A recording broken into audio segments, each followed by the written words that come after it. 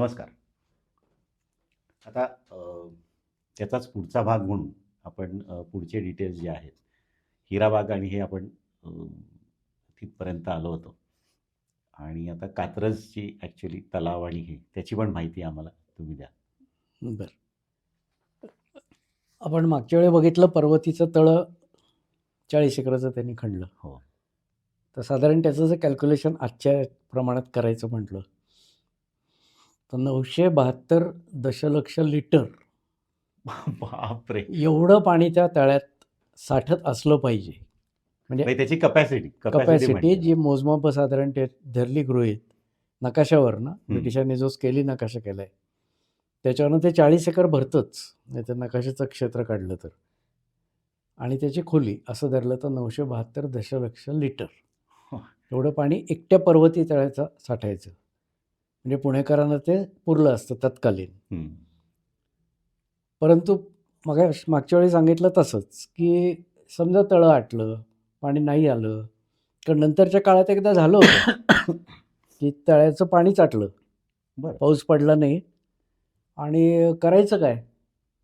तर मग वरती अजून एक 2-3 साठे होते, म्हणजे दुसऱ्या बाजीराव पेशव्याच्या काळात. हं.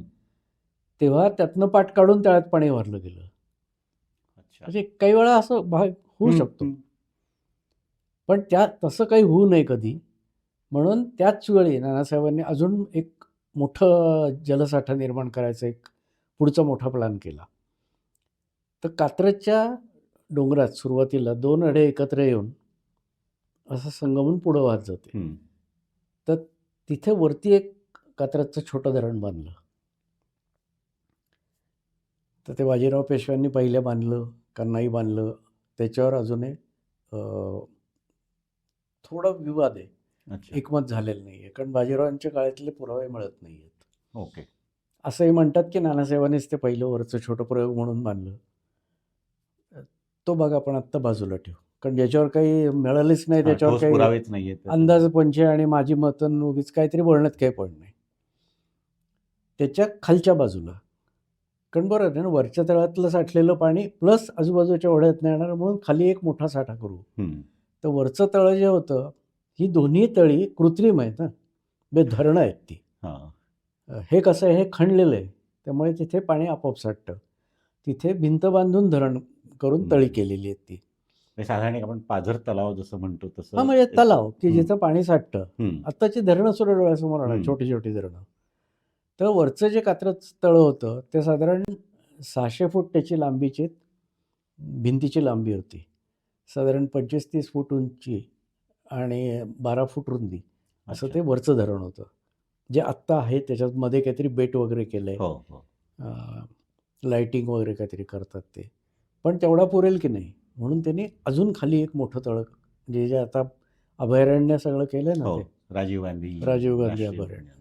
तर ते संबंध प्रचंड मोठं, म्हणजे वरच्या तळ्याच्या दुप्पट, त्यापेक्षाही जास्त 2.5 पट मोठं तळं त्यांनी खाली निर्माण करायचं ठरवलं. हे कधी? तर 1752 साली आंबीलवाडा वळवला. हं. तळ्याच्या खणिताला सुरुवात झाली. 1753-54 पर्यंत ते 55 पर्यंत तळं कात्रज पर्वतीचं पूर्ण झालं. 2-2.5 वर्षात. 2.5 वर्षात त्यांनी ते पर्वतीचं तळं पूर्ण. पण हा विचार आधीच मला वाटतं त्यांनी केलेला असावा. आणि 1754 साली त्यांनी कात्रजचा भिंत बांधायला सुरुवात केली. ओके. हे काम चालू असतानाच. हे पॅरललच ॲक्टिव्हिटी जशी हां. होईल तशी सुरुवात केलेली. आता माझा असा अंदाज आहे की त्याला दगड पाहिजेच होता. तो या तळ्यातनं निघाल्यावर त्यांनी पहिलं काम ते केलं. हं. ते मोठं तळं आहे, ती भिंत अजूनही आहे. जवळजवळ 1000 फूट लांबीची, 15 फूट रुंद आणि 40 फूट उंचीची भिंत आहे. ते धरण आहे हो, बांधलेलं. हो. आणि आणि त्याच्यात वरच्या तळ्याच्या दुप्पट किंवा 2.5 पट पाणी साठायला लागला. ते काम त्यांनी 1755ला पूर्ण केलं. 55 काय थोडंसं 56 झाले, थोडं पुढं मागे 1-2-3. हं.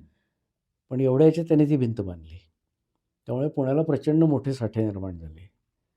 त्याचे खर्चाचे काही अंदाज आहेत. त्याच्यावरनं जर खर्च काढला तोही असाच काही लाखांच्या घरात गेला असणार आहे. पण त्याचे निश्चित संदर्भ अजून मिळालेले नाही आहेत की नक्की किती खर्च आला. कदाचित पुढच्या काळात मिळतील. मिळतील कुठे. पुढच्या संशोधकांनी शोधले तर ते सांगू शकतील आपल्याला. मला सापडलं तर मी कधी सांगेन. पण हे 2 पण मोठे हे प्रॉपर डॉक्युमेंटेड हे आहेत का? हो, म्हणजे कात्रजच्या तळ्याचं असं खर्चाची नोंदच मिळाली आपल्याला की ओके. 4,98,000 काहीतरी एकूण खर्च पडला. त्याच्यापेक्षा जास्त असेल, पण एवढी नोंद तरी मिळाली. नोंद तरी मिळाली. तशी कात्रजची तितकी क्लिअर नोंद अजून मिळालेली नाही आहे. पेशवे दप्तरात जे कागद आहेत त्याच्यात असेल. कोणी उत्साह माणसाने काढली शोधून तर ते काढेल शोधून, इंटरेस्ट कोणाला वाटला तर. पण हे 2 साठे एवढे झाले, त्यामुळे त्यांना एक खात्री पटली की आता पुण्याला 12 महिने 24 तास किती पुणे मोठं झालं तरी पाण्याचा तुटवडा पडणार नाही. आता तत्कालीन पुणे जे होतं ते आंबेलोढ्याच्या पूर्वेला, तो जो आंबेलोढ्याचा ट्रॅक होता. पश्चिमेचा अजून त्याने विचारच केलेला नव्हता, असं याच्यावरनं लक्षात येतं. कारण त्याला संबंध मुठा नदीचा म्हणजे पूर्ण वळून ती मुठा नदी वाहते, तो काठ होतो सगळा नदीकाठाचाच होता. आणि इथं हा भाग जो होता याला मध्ये फक्त 2 ओढे होते. त्यातला आंबेलोढा त्यांनी वळवला होता. बरोबर.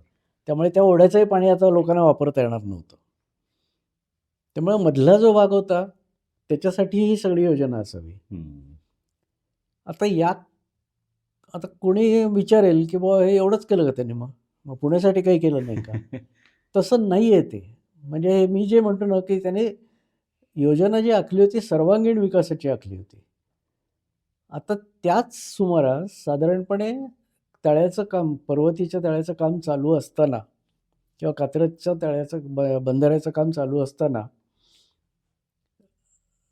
त्याच काळात रादर त्याच्या आधीच म्हणेन मी की 1750 साली त्यांनी गुरुवार पेठ बसवली. ओके. म्हणजे आधी ज्या पेठा होत्या त्यात गुरुवार नव्हती. एक वारांच्या 7 वारांच्या 7 पेठा होत्या, 7 वारांच्या 6 पेठा होत्या. शुक्रवार पेठ बसवली तर मग राहिली गुरुवार. ती गुरुवार पेठ त्यांनी जी बसवली ती शुक्रवार पेठ आणि पंचमुखी मारुती हा जो मुख्य रस्ता होता त्याच्या पूर्वेला बसवली. आणि ती गुरुवार पेठ छोटी होती, खूप काही मोठी नव्हती. त्याचं म्हणजे त्याची जी काय नोंदी सापडल्या आहेत ते खूप मनोरंजक आहेत. किंवा ती पेठ कशासाठी बसवली तर मुख्यतः ज्याला आपण आता पथारीवाले किंवा हे जे म्हणतो ना छोटे विक्रेते, त्यांच्यासाठी ती बसवली. ओके. कारण त्यावेळी असं झालं असणार आहे की या सगळ्या पेठा आणि बाजारपेठा त्याची दुकानं बिकानं हे सगळं भपकेबाद झालंच. या छोट्या लोकांना, कारण तेव्हा आठवड्याचे पेठेचे बाजार जे होते ते बंद झाले. मुख्य बाजारच सुरू झाला. त्यामुळे पहिली कशी असायची की एक परमनंट शॉपची एक गल्ली आणि त्याच्या पलीकडच्या मोकळ्या ग्राउंडमध्ये त्या पेठेचा आठवड्याचा बाजार पर्टिक्युलर एका दिवशी. आता या सगळ्या भागात ते आठवड्याचे बाजार बंद झाले. मग त्या लोकांनी आपला माल विकायचा कुठे? गुरुवार पेठेची जी त्यावेळेची खानेसुमारी केलेली किंवा त्यावेळेची लोकांची जी यादी आहे त्याच्यात असं आढळतं किंवा त्यातली वर्णनं जी आहेत की हे छोटे छोटे व्यापारी जे असायचे त्यांच्यासाठी त्यांनी 2 मोठे रस्ते त्यांनी नेमून दिले होते. आणि तिथेही लोक रोज, म्हणजे आठवड्याचं नाही, रोज पथाऱ्यापासून किंवा पालं उभारून त्याच्यात बाजार करायचे, म्हणजे विक्री करायची. आजूबाजूच्या खेडेगावात ह्याच्यात येणारे त्याला मेंढ बाजार म्हणायचे. मेंढ बाजार. तर तो मेंढ बाजार कशावरून आला शब्द हे एकवडच आहे. पण म्हणजे त्याची नोंदी जी आहेत त्या ह्याच्यात गाळ्या, किती गाळा असावा, किती फुटाचा, त्याचं भाडं काय, या सगळ्या नोंदी आहेत. नंतर तिथे बरेच जी घरं असायची, बांधलेले वाडे होते, तर त्याच्यात वाड्याच्या समोरच्या बाजूला देवडे असायच्या, दोन्ही देवड्याचे गोटे मोठे असायचे. तर तिथेही लोकांनी दुकानं, म्हणजे आपला माल विकून, म्हणजे ते थोडे वरच्या ग्रेडचे, कारण बांधलेला मिळायचा ना तिन्ही बाजूनी बंदी, त्याचं भाडं मोठं असायचं, जास्त असायचं. खाली जे बसायचं त्याचं भाडं कमी असायचं. अशा बऱ्याच इंटरेस्टिंग नोंदी त्याच्यात मिळतात. कोण कोण होते तेही मिळतात. आणि तिथे वस्ती बरीचशी कमी होती, पण हा मेंढ बाजार दिवसभर चालायचा आणि तो रोज असायचा. मला तर विनोदाने असं म्हणावं असं वाटतं की गुरुवार पेठ आणि तिथला मेण बाजार हा पथारीवाल्यांचा जो प्रॉब्लेम सुरू झाला त्याचं मूळ ते असावं की आता पुण्यात कुठे आपण पथाऱ्या पसरून लोकांना हे बसतो आणि मग कॉर्पोरेशन उचलून फुटपाथ नेतं सगळे हे आणि हे करतात, फुटपाथ व्यापलेत, हे केलंय. कारण काय झालंय पुण्यात पेशव्यांचे जसे शनिवार वाडा होता तसा गुरुवार पेठेचा एक वाडा होता, नानासाहेब पेशव्यांचाच होता. बरं. त्याचा नंतरच्या काळात कुठे उल्लेख येत नाही किंवा त्याचं ती कुठला होता हेही सापडत नाही. पण त्या वाड्याच्या पडव्यासुद्धा भाड्याने दिलेल्या होत्या या लोकांना, अशी एक नोंद आहे. आणि त्याचं किती भाडं घ्यावं ते. तर तो छोटी पेठ होती ती. हळूहळू मग तिथला बाजार तसाच राहिला आणि दुकानंही सुरू झाली तिथे. हं. पण ती गुरुवार पेठ त्यांनी वसवली. म्हणजे 7 वारांच्या 7 पेठा झाल्या. ही मधली जी 50 गॅप सालीच होती केली. ती. हां, आता 50 साली वसवली. याला अजून एक काय हे येईल, तर काय झालं, तिथे वेताळाचं देऊळ होतं. ते गुरुवार पेठ जिथं वसवली हं. तिथे आधीपासून एक वेताळाचं देऊळ होतं किंवा स्थान होतं. अजूनही आज गुरुवार पेठेत वेताळाचं देऊळ आहे. आहे. तिथे वेताळाची मूर्ती फार सुंदर आहे. म्हणजे खरं तर त्या मूर्तीकडे बघितलं अजिबात भीती वाटत नाही. अशी राजवेंडी आणि छान मूर्ती आहे. फक्त त्याला असे सुळे आलेत बाहेर तोंडातनं.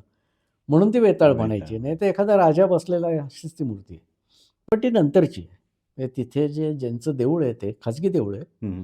तर त्यांनी मागे गोष्ट असं सांगितली होती की आधी पूर्वी तांदळा म्हणजे एक गोल असा गोटा असतो काळा, त्याला तांदळा म्हणतात. त्या स्वरूपात वेताळ होता आणि तो कुठनं तरी आणून त्यांनी ती मूर्ती तिथे त्यांच्या पूर्वजांनी स्थापन केली होती.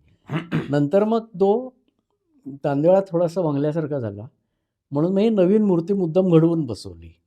ती आत्ताची मूर्ती ही आहे. आत्ताची मूर्ती. पण त्याच्यामुळे काय झालं की गुरुवार पेठेला वेताळाची पेठ म्हणूनही नंतर नाव पडलं होतं आणि नंतर बरेच वर्ष बराच काल वेताळ पेठच म्हणायचे त्याला किंवा वेताळ उर्फ गुरुवार असंही म्हणायचे.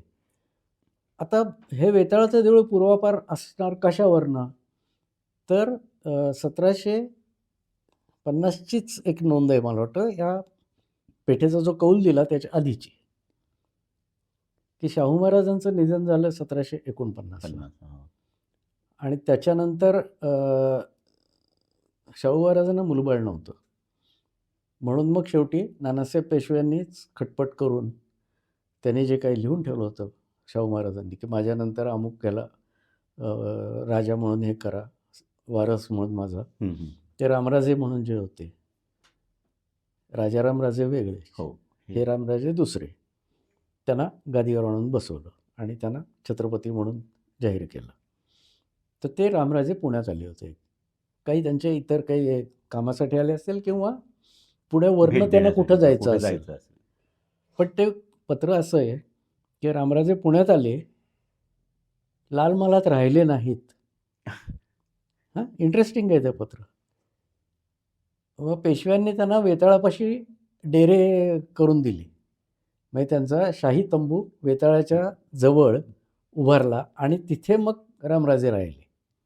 त्या 2 गोष्टी आहेत त्या पत्रात. एक तर लाल महालात राहिले नाहीत, म्हणजे त्या काळी लाल महाल जो होता, ज्याचा बाजीराव पेशव्यांनी नंतर जीर्णोद्धार केला थोडाफार आणि ती जागा राखून हे केलं, ते मागच्या वेळी आपण सांगितले. तर काही भाग हा शाही परिवारासाठी ठेवला असणार. त्याशिवाय हे उल्लेख येऊ शकत नाही की शाही परिवार म्हणजे महाराज छत्रपती महाराज आले तर त्यांचा परिवार त्या लाल महालात उतरू शकेल. पण हे तिथे राहिले नाहीत, कदाचित ऑन द वे असतील, म्हणून त्यांनी एक मोठा शाही शामियाना तिथे त्यांच्यासाठी उभं केलं होतं. आणि तो वेताळाच्या नजीक, म्हणजे तेव्हा ते वेताळ होता. आणि त्याच्यानंतरच्या तारखेला गुरुवार पेठेचा कौल दिलाय, त्या कौलाची तारीख आहे कौलही आहे. अच्छा. त्यामुळे त्याच्याबद्दल दुमत असायचं कारणच नाही. पण वेताळ हा आधीपासून होता हे या पत्रामुळे सिद्ध होतं. ही झाली 50 सालची गोष्ट. त्यामुळे त्यांनी असं म्हटलं तर शुक्रवाराने लगेच गुरुवारपेठ वसवून 7 वाराच्या पेठा केल्या. मग कात्रजची पाईपलाईन, आंबुलवडा, हे सगळं प्रकरण, तळी, हे सगळं सुरू झालं. त्या मधल्या काळात 1755च्या आसपास त्यांनी किंवा 54-55 असं जरा त्याचं नक्की तारीख मिळालेली नाही किंवा कौल मिळालेलं नाही आहे. त्यांनी अजून एक पेठ वसवली. ती गुरुवार पेठेच्या जवळच नागझरी आणि गुरुवारपेठ त्याच्यामध्ये. याच्यात इथे एक मोकळी जागा होती, तिथे त्यांनी गणेशपेठ वसवली.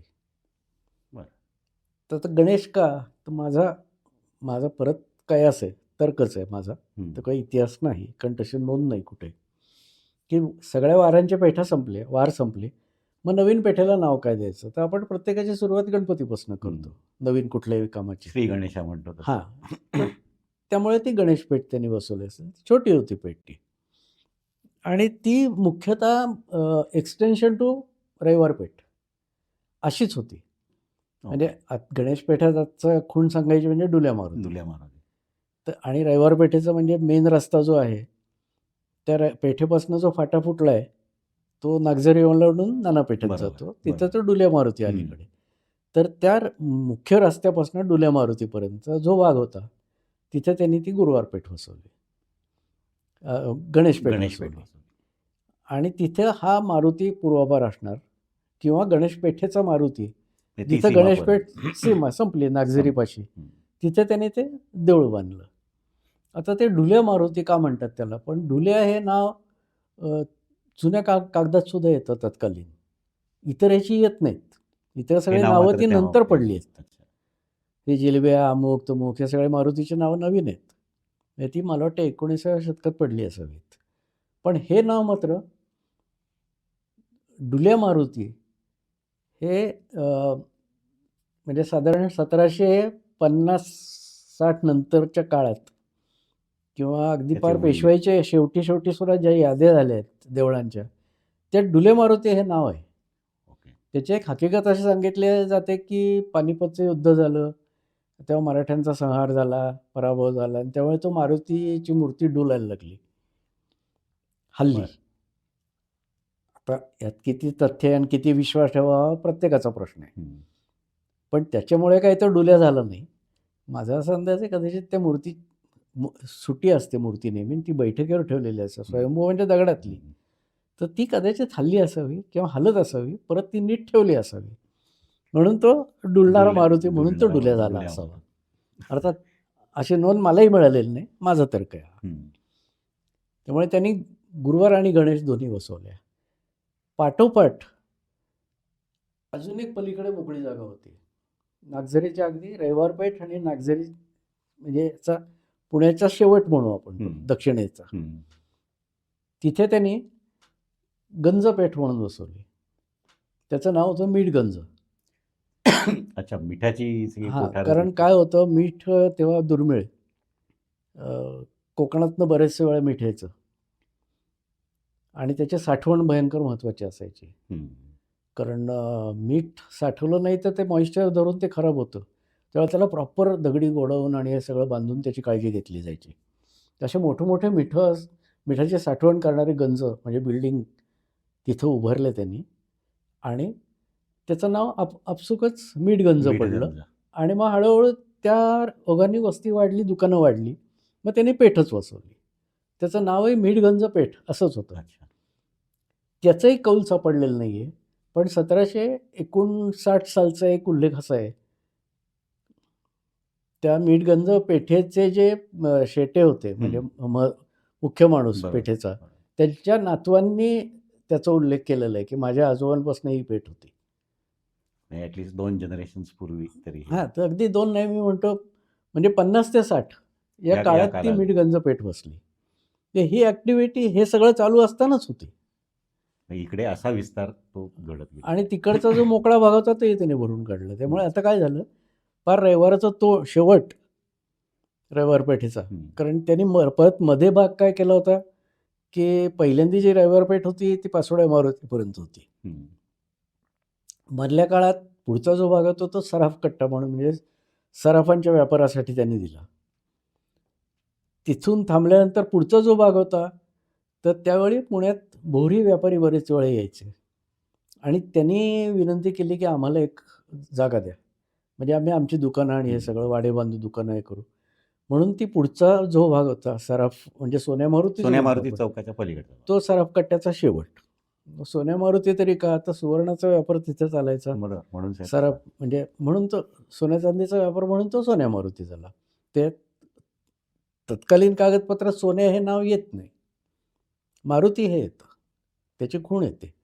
पण लोकांनी नंतर त्याचं नाव सोन्या मारुती केलं. तिथपासनं पुढचा जो रविवार पेठेचा दक्षिणेचा भाग होता, तो रस्ता सरळ.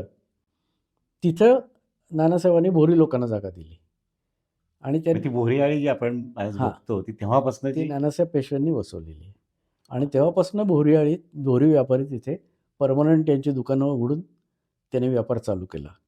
त्यांच्यासाठी त्यांनी एक जमातखाना म्हणून म्हणजे एकत्र जमायची जागा कम्युनिटी ह्याच्यासाठी हॉल कम्युनिटी हॉल तोही त्यांनी तिथे त्याच्यासाठी जागा दिली. आणि मुख्य म्हणजे नंतर जे कचऱ्याचं पाणी आणलं त्याचा एक हौद जमातखानातही बांधलेला आहे. त्याचं एक म्हणजे मुख्य लाईनीवरनं फाटा जो नेला आहे ते एक जमातखान्यात हौदही होता. त्यामुळे रविवारपेठ पार बढईआळीपर्यंत जी म्हणतो आपण तिथपर्यंत वाढली. तिथे शेवटी सोमेश्वराचं देऊळ आहे. बरोबर. सोमेश्वर हा स्वयंभू आहे आणि तो खूप जुना असावा. आता रविवारातला देव म्हणून तो सोमेश्वर नाही, तो सोमेश्वर होता किंवा सोमेश्वर आहे म्हणून सोमवारपेठ असं काही काय नव्हतं. पण तेही नाव मला वाटतं असं पडलं स्वयंभू आणि शंकराचा वार सोमवार म्हणून बहुतेक ते सोमेश्वर नाव पूर्वापार पडलं असं. ही सोमेश्वर ही शेवटची रविवारपेठेची सीमा होती. त्यामुळे मधला सगळा जो पट्टा होता तो पूर्ण भरून निघाला. त्याला पाणी पुरवठाही व्यवस्थित नंतर करण्यात आला वगैरे, हा नंतरचा भाग आहे. त्यामुळे ते तिथपर्यंत नानासाहेबांनी एक काम केलं. त्यावेळेस सायमल्टेनियसली चालूच होतं. आता म्हणजे तत्कालीन पुण्याच्या डोळ्यासमोर तुम्ही आणलं तर आंबीलोढा बंद झालेला होता. आंबीलोढ्याचा चर मोकळाच होता. तो हळूहळू भरून काढणं चालू होतं आणि तो काय असा लगेच भरणार नाही.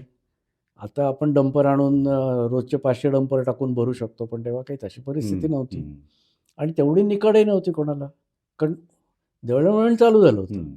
पाणी मधलं गेल्यामुळे वाटा निर्माण झाल्या त्या लोकांचं जाणं येणं चालू झालं होतं. पण वस्ती पलीकडे अजून काही झालेली नव्हती. म्हणजे नानासाहेबांच्या डोक्यात होतं ते काही त्यांना त्यांच्या कारकिर्दीत करता आलं नाही किंवा करू शकले नाहीत ते, कारण त्यांची कारकीर्द अकाली अशी एकदम संपली. तर त्याच्यामुळे ती नंतर झाली, ते आपण पुढच्या ह्यांच्यात सांगूच. पण म्हणजे 1755 किंवा अगदी 56 धरा, 56 पर्यंत काय काय झालं होतं तर या 3 पेठा बसल्या होत्या. रविवार पेठ तिथपर्यंत वाढली होती, शुक्रवार पेठ पंचमुखी इमारती तोफखान्यापर्यंत वाढली होती. प्रचंड मोठा तोफखाना उभा राहिला होता. पर्वतीचं तळं पूर्ण झालं होतं, कात्रजचं तळं पूर्ण झालं होतं. आता पुढचा प्रश्न जो होता की हे पाणी पुण्यात आणायचं कसं, हा याचा पुढचा भाग आहे. ठीक आहे. श्रोते, तुम्हाला कसं वाटलं हे आम्हाला कॉमेंट्स आणि याच्यात जरूर कळवा. शेअर करा आणि सबस्क्राईब करा. पुढच्या भागात आपण कात्रजची ॲक्च्युअल जी नळ योजना आहे म्हणजे पाईपलाईन ती कशी टाकली हे आपण बघूया. धन्यवाद.